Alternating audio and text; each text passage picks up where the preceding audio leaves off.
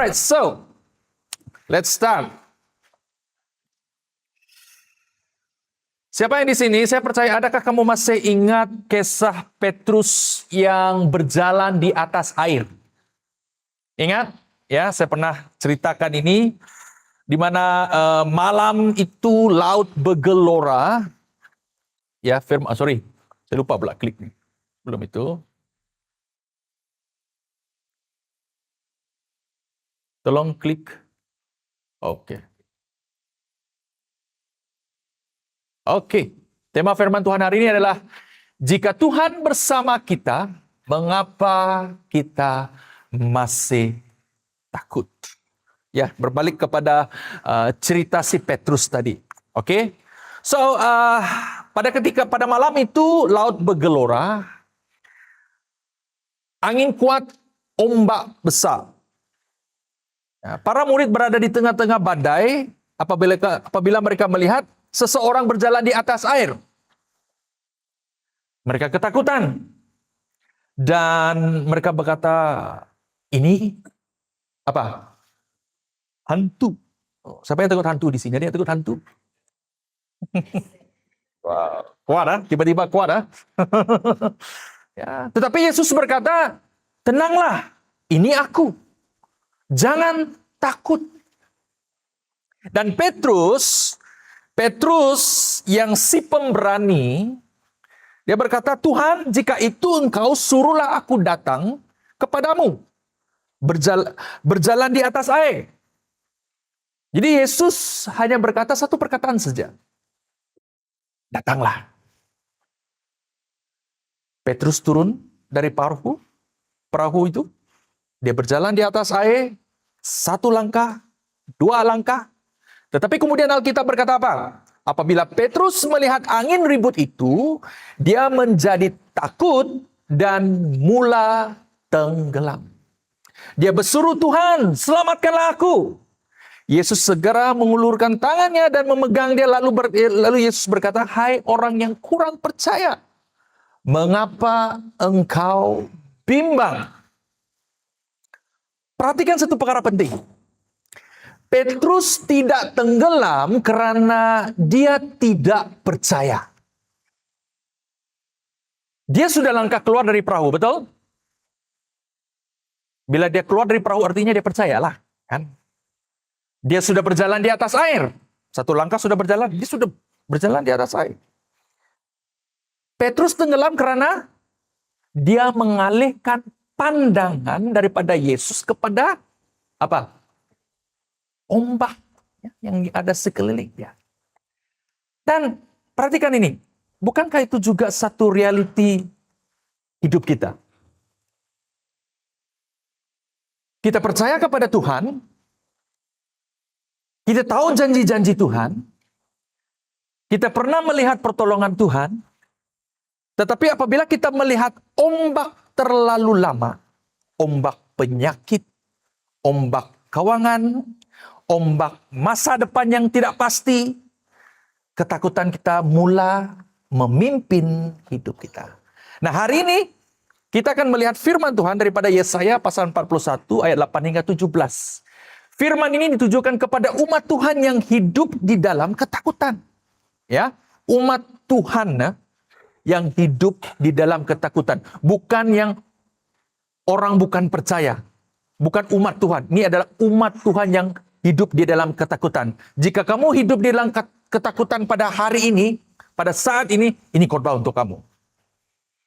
Dan Tuhan tidak datang dengan kemarahan.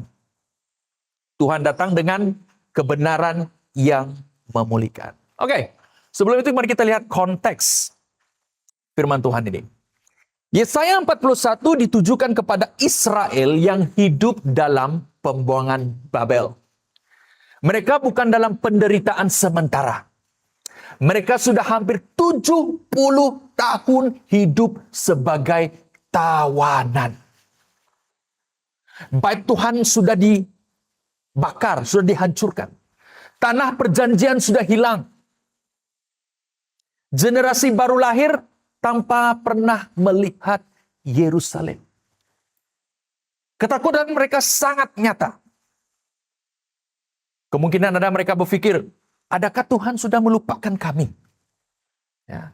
Adakah janji Tuhan masih berlaku dalam hidup kami? Adakah masa depan kami ini masih ada? Dan perhatikan bagaimana Tuhan memulakan firman-Nya. Tuhan tidak mulakan dengan perintah. Tuhan tidak mulakan dengan teguran. Tuhan mula dengan identity. Katakan identity. Karena Tuhan tahu, ketakutan yang tidak dipulihkan akan membunuh ketaatan. Saya ulang. Ketakutan yang tidak dipulihkan akan membunuh ketaatan saudara kepada Tuhan. Mari kita perhatikan di bagian 1. Identity yang Tuhan ingatkan. Firman Tuhan berkata, ayat 8, tetapi engkau wahai Israel, hambaku, wahai Yakub yang telah kupilih, keturunan Abraham, sahabatku, yang telah kuambil dari hujung-hujung bumi dan kupanggil dari penjuru-penjurunya, aku berkata kepadamu, engkaulah hambaku. Aku sudah memilih engkau dan tidak menolak engkau. Ayat sebelumnya bercakap tentang bangsa-bangsa lain. Mereka takut, mereka membuat berhala, mereka menguatkan diri sendiri. Tetapi engkau, dia katakan kepada orang Israel, engkau berbeza. Bukan karena engkau kuat, bukan karena engkau setia, tetapi karena aku memilih engkau. Tuhan memanggil mereka hambaku. Jadi ini bukan perhambaan seperti di Mesir ya. Ini adalah bahasa perjanjian. Hambaku bermaksud aku memiliki engkau. Aku bertanggung jawab atas engkau. Aku akan memelihara engkau. Kemudian Tuhan berkata, aku telah memilih engkau. Mereka dipilih bukan karena prestasi mereka, tetapi karena kasih Tuhan. Dan Tuhan menegaskan satu ayat yang penting. Aku tidak menolak engkau. Nah, dalam penderitaan Israel bertanya, adakah Tuhan sudah membuang kami? Jawaban Tuhan sangat jelas. Tidak. Tuhan tidak pernah membuang mereka. Ya, saudara, disiplin bukan penolakan. Kesukaran, pergumulan bukan bukti ataupun kesusahan, cabaran dalam hidup bukan bukti Tuhan meninggalkan kita. Jadi inilah prinsip rohani yang sangat penting. Identity mendahului ketaatan. Amin. Identity kamu harus mendahului ketaatan. Sebelum Tuhan berkata jangan takut, Tuhan berkata inilah siapa engkau bagi aku. Masalah kita sering bukan ancaman yang terlalu besar. Masalah kita sebenarnya bukan ancaman yang besar. Masalahnya identiti kita terlalu kecil di mata kita sendiri. Siapa diri kita sebenarnya di hadapan Tuhan? Mengerti apa yang saya coba katakan di sini? Kamu takut bukan karena ancaman bukan masalah sebenar. Pergumulan kamu bukan masalah sebenar. Ketakutan kamu bukan masalah sebenar. Masalah sebenar kita sebagai orang Kristen adalah, saya ulang kembali, identiti kita di hadapan Tuhan itu. Kita memperkecilkan sehingga kita tidak tahu siapa kita di hadapan Tuhan. Yang kedua, firman Tuhan berkata, jangan takut. Aku beserta denganmu. Jangan cemas, karena akulah Allahmu. Aku akan menguatkan, bahkan akan menolong engkau. Ya, aku akan menopang engkau dengan tangan kananku yang penuh kebenaran.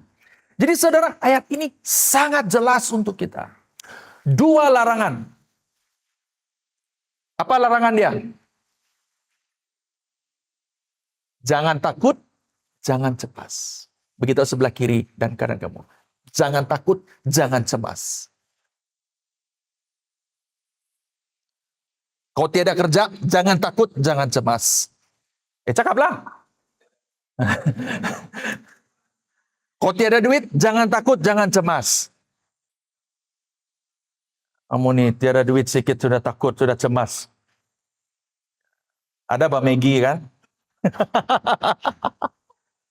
Tapi ada dua alasan yang Tuhan bagi. Apa?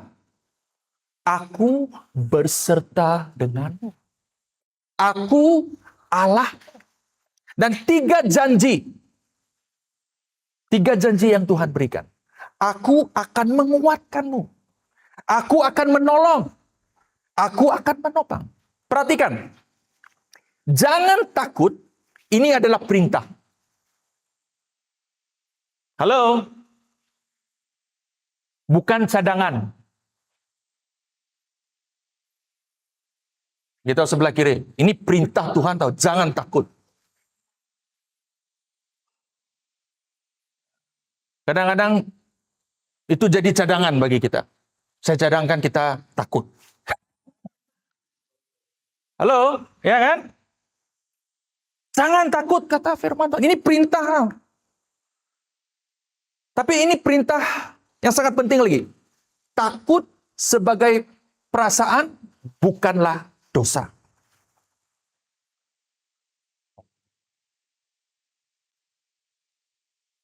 Takut sebagai perasaan bukanlah dosa. Tetapi hidup yang dipimpin oleh ketakutan adalah masalah rohani. Kalau kamu takut secara perasaan, itu bukan dosa. Normal lah. Ya. Kamu khawatir, cemas sedikit. That's normal. Tetapi bila kamu dipimpin oleh ketakutan kamu, sehingga kamu tak boleh keluar daripada cabaran ancaman itu masalah rohani. Itu yang selalu saya katakan itu. Pergi tandas pun mau kawan teman. Tidur pun masih on lampu. Gitu. Mau kamu ada takut hantu gak balik tuh?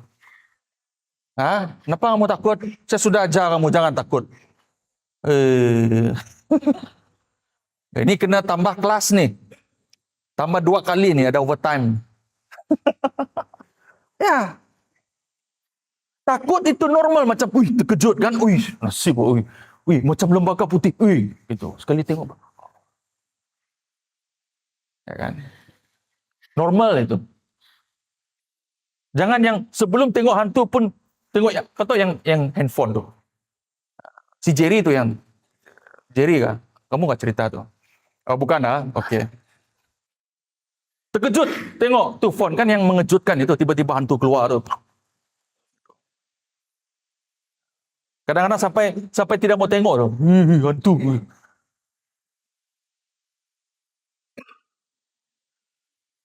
Dipimpin oleh ketakutan itu masalah rohani.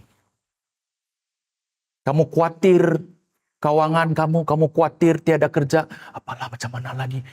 Bagaimana nih? Kamu dipimpin, macam mana lah ini? Bagaimana lah ini? Aduh, macam mana nih? Itu masalah rohani. Karena sebagai orang Kristen tidak perlu takut. Saudara, Yesus sendiri bergumul di Getsemani. Namun Yesus tidak taat kepada ketakutan.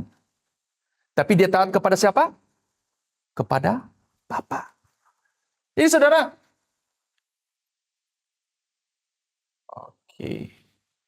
keberanian orang Kristen, orang yang percaya, bukan ketiadaan takut.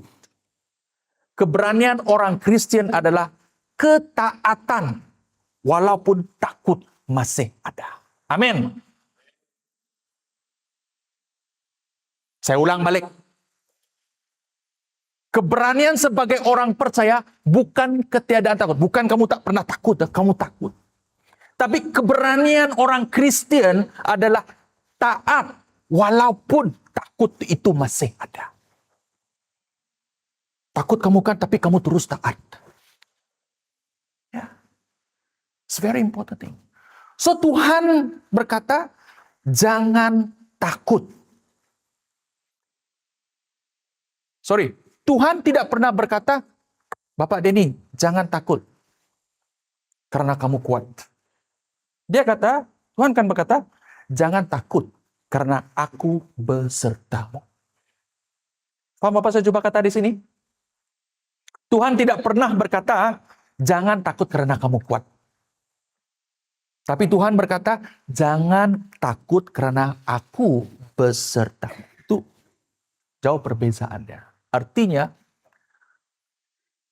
saya dan kamu tidak perlu takut bukan karena kita kuat, bukan karena kita kaya, bukan karena kita hebat.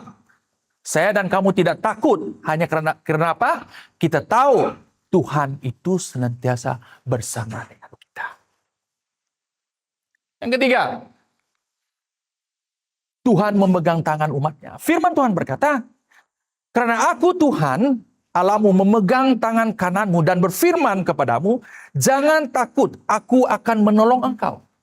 Jadi perhatikan ini saudara, ini bukan gambaran Tuhan yang jauh. Ini gambaran Tuhan yang mendekat, memegang tangan, menuntun langkah, dan menjaga yang rapuh. Seperti ibu bapa terhadap anaknya. Yang kuat kepada yang lemah. Tangan kanan ialah tangan kekuatan. Mungkin ada di sini tangan kiri ya. Ada yang tangan kiri? Ada kan? Ya, mungkin tangan kiri lah, tapi kebiasaan orang tangan kanan adalah tangan yang kuat. Biasa orang kanan, orang kuat lah kan? Orang kanan itu orang kuat. Ya. Tangan kanan, tangan kuat ialah tangan kekuatan. Tapi apabila Tuhan memegang tangan kanan kita, Tuhan berkata, aku menyokong hidupmu. Aku memimpin langkah. Bangsa-bangsa lain memaku berhala supaya tidak jatuh. Sesuai dengan firman Tuhan tadi ya. Berhala ada tangan, tetapi tidak boleh memegang. Kita tidak kelihatan, tetapi dia memegang tangan kita. Jadi soalannya bukan adakah Tuhan memegang tangan saya? Firman menjawab, ya. Soalannya ialah, adakah saya sadar bahwa dia sedang memegang tangan saya? Kadang-kadang kita ini tidak sadar bahwa Tuhan sedang memegang tangan kita. Karena apa? Pemikiran kita, hati kita lebih kepada keadaan dan situasi. Maka itu kita tidak sadar bahwa Tuhan sebenarnya sedang memimpin kita, membimbing kita.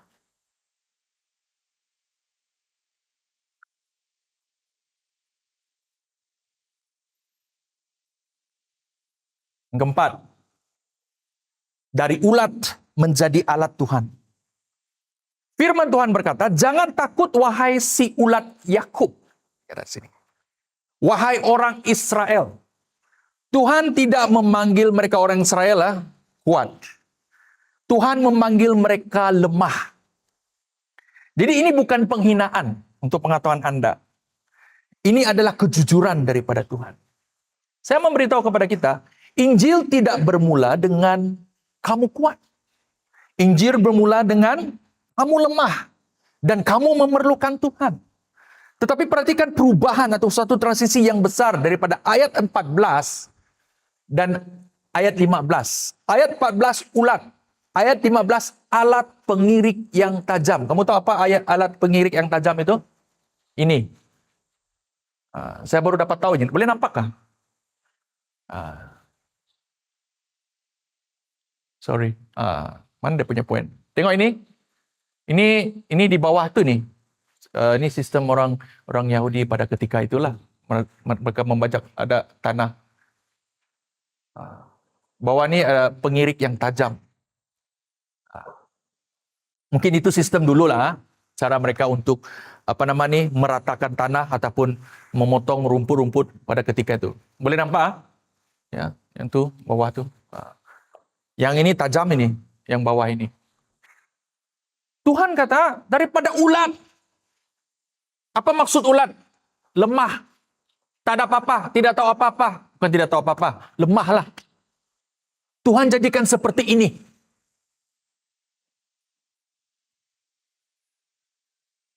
Jadi saudara, Tuhan tidak menunggu kita kuat.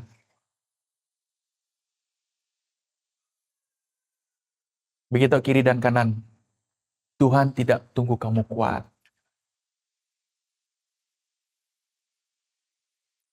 Dengan jelas, Tuhan tidak tunggu kamu kuat. Katakan dengan diri sendiri, Tuhan tidak tunggu saya kuat. Tuhan memuliakan dirinya melalui kelemahan kita. Amin. Minggu lepas saya bercakap. Apa khotbah saya minggu lepas? Saya mau panggil nih. Amin. Wow, dia tidak datang khotbah saya. Ya, dia tidak datang khotbah saya. Ya, ya. Kamu di kampung nggak? Ya, di kampung. Ya, pemimpin di sini saya mau tanya. Kalau kamu tidak dapat jawab ini satu masalah nih yang hadir, siapa-siapa yang hadir khotbah hari Minggu ini.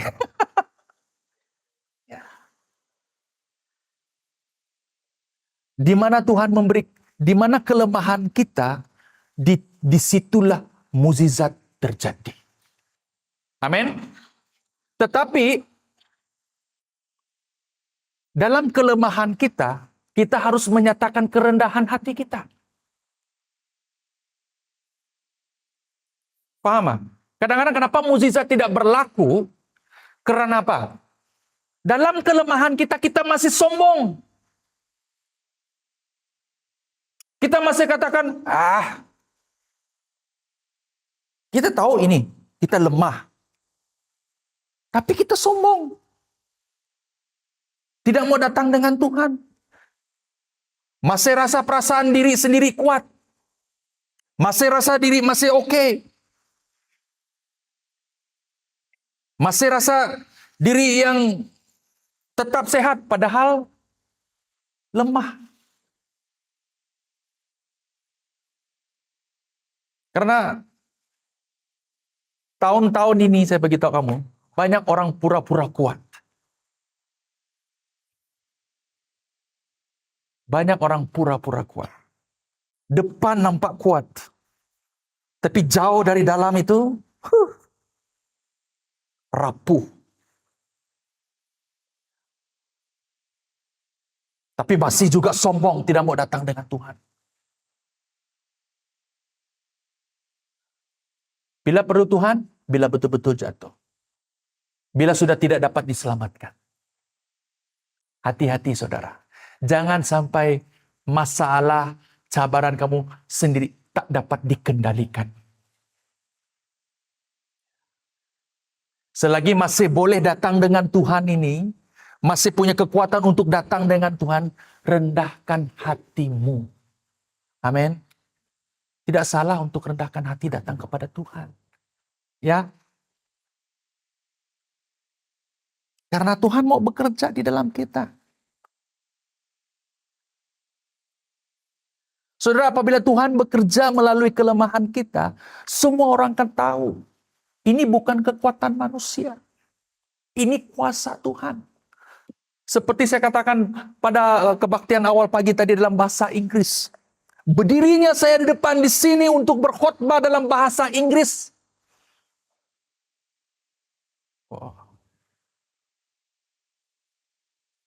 Bukan kekuatan saya. Kalau kamu tanya saya sebelum saya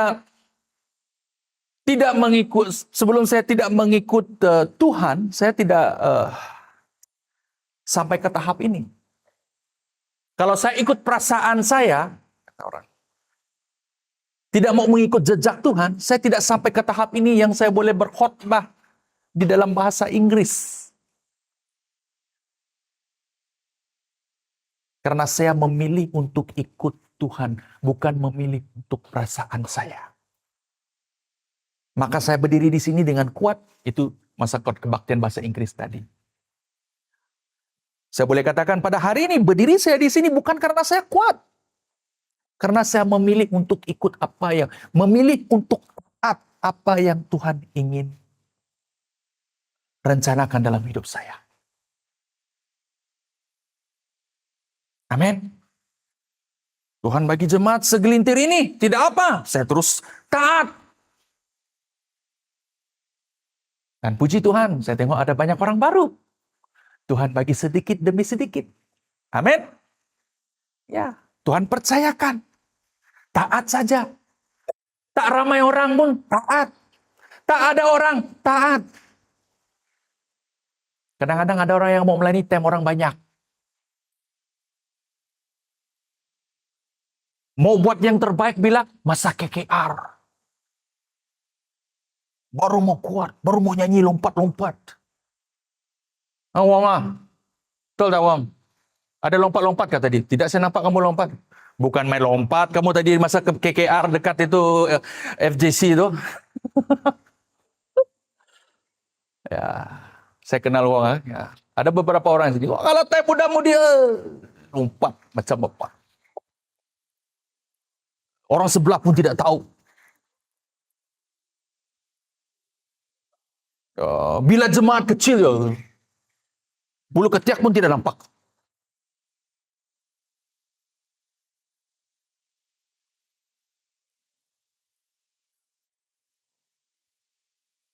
Nyanyi sungguh-sungguh.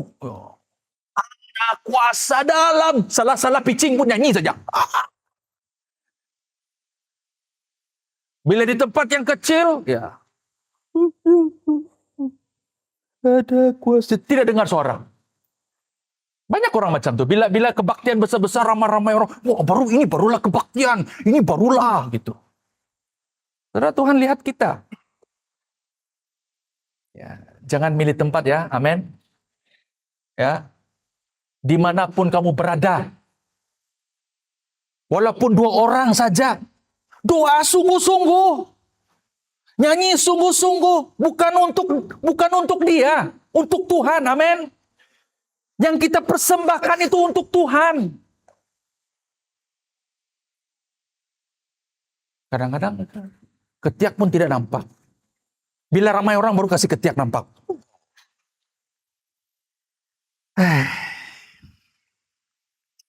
Amin. Di mana sudah saya? Kenapa sampai ketiak? Ini gara-gara Wong nih. Ya. Jangan kamu lihat Wong. Wong baik. Saya punya asisten. Siap dia tahun ini. Ya, banyak perkara yang dia harus lalui bersama-sama saya. Siap, Wong? Ya, overtime, Oke, ya. Amin. Haleluya. Bakal jadi pastor? Amin. Ini orang yang saya mau. Cakap dulu, amin dulu. Bila sudah masuk sekolah Injil, lemah. Tidak ada makanan, tidak ada beras, tidak ada duit, bagaimana ini? Saya dulu tuh begitu. Punya syuk, pergi sekolah Injil. Wah, mau jadi pastor. Wah, best pastor bercakap di depan. Wah, macam pastor siapa? Wah, macam best. Kali kau masuk sekolah Injil, baru kamu menangis. Tuhan, inikah? Nampak seperti gah di depan. Tetapi bila kamu masuk, sebab Tuhan mau beri untuk memperlihatkan mukjizat di dalam kita. Amin. Kalau kita tidak lalui yang susah-susah, macam mana kita mau lihat mukjizat Tuhan? Mau lalui yang baik-baik, mesti kamu tiada duit, baru Tuhan bagi duit. Contohlah, kalau kamu tiada duit, kalau kamu ada duit, macam mana Tuhan? Saya mau bagi dia nih duit. Contohlah, dia ada duit. Mau bagi dia kereta, dia ada kereta. sehat. Tidak apa-apa deh ini. Tidak ada apa-apa yang mau dibagi. Tak payahlah. Maka itu kamu tak ada rasa apa-apa. Bila ada cabaran dalam hidup, ada tekanan sedikit, cabaran, ya. Supaya kamu balik dengan Tuhan. Karena bila kamu ada kaya, ada duit. Tengok, saya beritahu kamu ini reality ya. Ya, dan saya pernah hadapi ini juga. Ada teman-teman saya dulu, Pastor, tolong doakan saya supaya saya dapat kerja yang baik, supaya dapat duit, karena saya mau sponsor di dalam gereja ini. Di alat musik saya mau sponsor. Apa keperluan pelayanan saya sponsor? Tolong doakan pekerjaan saya. Sekali sudah dapat kerja, muka pun tidak nampak. Mana dia pergi? Sana dia buang perpuluhan, dia dekat klub malam sana tu. Klub malam boleh dia bagi. Dia buang 200-300 ringgit. Tak apa, minum. Sekali-sekala lah, ya kan. Gaji, ba. Bila perpuluhan dengan Tuhan yang Tuhan berkati dia, berapa dia bagi? 10 ringgit. Gaji 5,000, bagi 10 ringgit. Faham tak? Tapi bila dia gaji besar, bila dia dapat, wah tak apa, saya belanja, minum. Saya belanja hari ini, saya belanja. Tapi bagi untuk Tuhan yang memelihara dia, yang menjaga dia, yang tidak pernah melepaskan dia, yang sentiasa menuntun dia, kemana dia pergi? Apa yang dia bagi Tuhan? Tuhan tidak menuntut. Tetapi kita sebagai umat pilihan Tuhan, umat yang Tuhan kasihi, di mana kita berada? Lepas itu bila kamu tak ada duit, pandai pula kamu. Tuhan. Kalau saya Tuhan, jam ini saja saya bagi kamu. Ada rasa cili? Ya, belum. Ya. Saya tahu kamu semua orang gaji Johor ni tak kurang daripada yang 3,000. Tak ada lah. Paling pun 4,000 mesti ada punya. Termasuk overtime semua kan. Ya. Berapa kamu bagi hari ini? Wes. 4 ringgit, Pastor. Habis pakai Christmas sudah duit.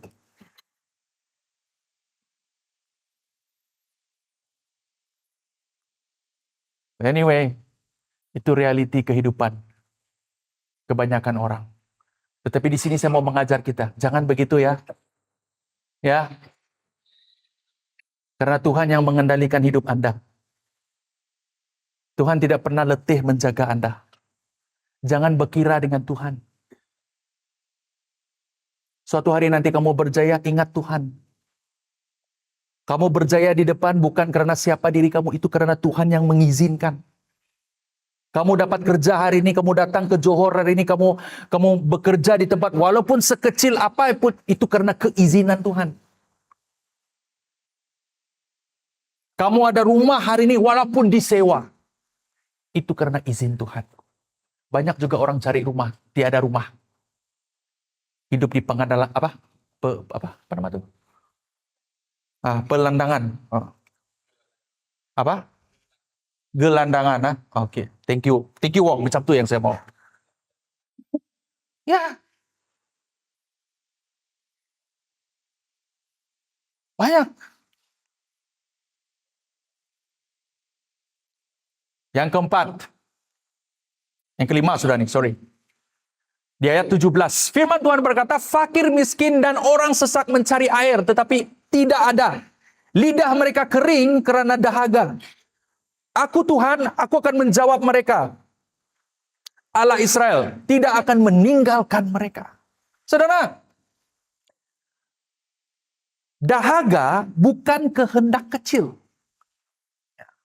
Kalau kamu di tempat gurun di padang pasir, dahaga itu bukan perkara kecil ya. Itu perkara yang sangat besar. Dahaga itu adalah keperluan hidup. Kamu perlu air. Dan Tuhan berjanji, aku tidak akan meninggalkan mereka. Yesus berkata, barang siapa haus, datanglah kepadaku. Yesus bukan sekadar memberi air. Yesus adalah air kehidupan itu sendiri. Amin, saudara. Carilah Yesus. Engkau dahaga, carilah Yesus. Haus, cari Yesus. Amin. Bukan haus cari yang di bawah pokok kelapa itu. Orang Sabah tahu lah kan kalau haus itu apa maksudnya kalau haus. Wong, haus itu apa maksud Wong? Lundus. Kalau haus. Kita haus cari Tuhan. Amin. Ya. Jangan cari air yang lain-lain. Itu tidak betul itu. Kalau mabuk habis cerita sudah. Ya. Biarlah kita bersukacita di dalam Kristus. Jangan bersukacita yang luar Kristus. Wong lagi ya. Jadi saudara, semua janji ini digenapi di dalam Yesus Kristus. Tangan yang memegang kita ialah tangan yang dipaku di salib. Yesus ditolak supaya kita tidak akan pernah ditolak. Yesus adalah Immanuel, Tuhan ataupun Allah beserta kita. Jika Tuhan sanggup memberikan anaknya, bagaimana mungkin dia meninggalkan kita pada saat ini? Halo? Jika Allah sanggup memberi anaknya Yesus untuk kita, bagaimana dia boleh sanggup meninggalkan kita? Tidak logik, betul tak? Jadi saudara yang dikasihi Tuhan Yesus Kristus. Hari ini kita telah mendengar firman Tuhan dengan jelas. Masalah kita bukan karena Tuhan diam. Masalah kita ialah karena ketakutan sering mendahului ketaatan. Ramai orang kata, apabila saya sudah tidak takut, barulah saya taat. Tetapi Alkitab mengajar di sebaliknya. Tuhan tidak pernah berkata, jangan takut dahulu, kemudian taat. Tuhan berkata, akulah Allahmu, aku beserta engkau, sekarang taatlah. Ketakutan tidak perlu hilang untuk ketaatan itu bermula. Ketakutan kehilangan kuasa apabila kita memilih untuk taat. Saya ulang. Ini sangat bagus ini. Ketakutan tidak perlu hilang untuk ketaatan itu bermula. Faham maksud saya? Ketakutan kehilangan kuasa apabila kita memilih untuk. Ketakutan kehilangan kuasanya apabila kita memilih untuk.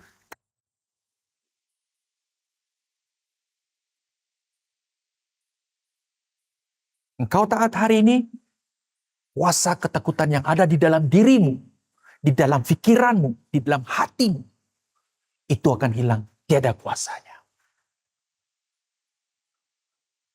Jadi hari ini saya mau Anda berpikir secara jujur. Di manakah ketakutan yang paling kuat mempengaruhi hidup Anda sekarang?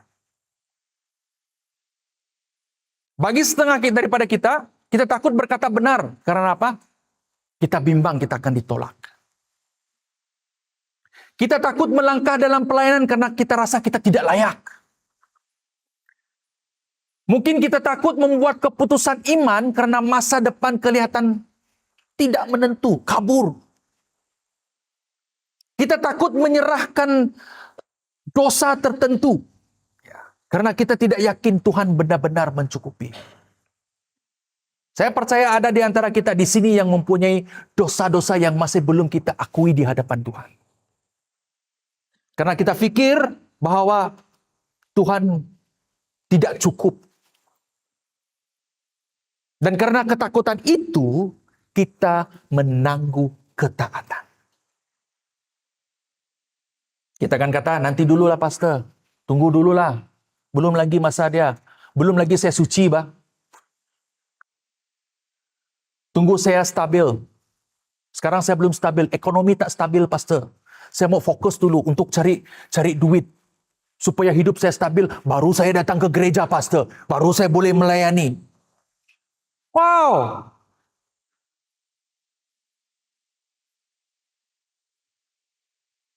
Bila kamu stabil, saya boleh cakap nih, sampai bila-bila pun kamu kata tidak stabil, karena hati kamu akan memilih nafsu. Jangan pernah kata, tunggu saya stabil, pastor. Baru saya mau dekat dengan Tuhan. Sekarang saya tak ada duit. Masa kamu tiada duit lah, kamu datang kepada Tuhan.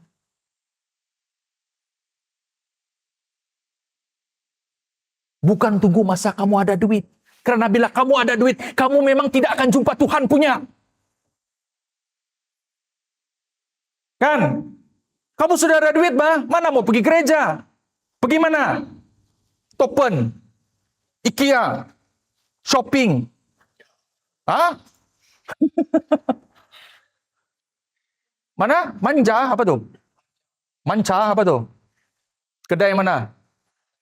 Hah? Taman Daya. Oh. Ya.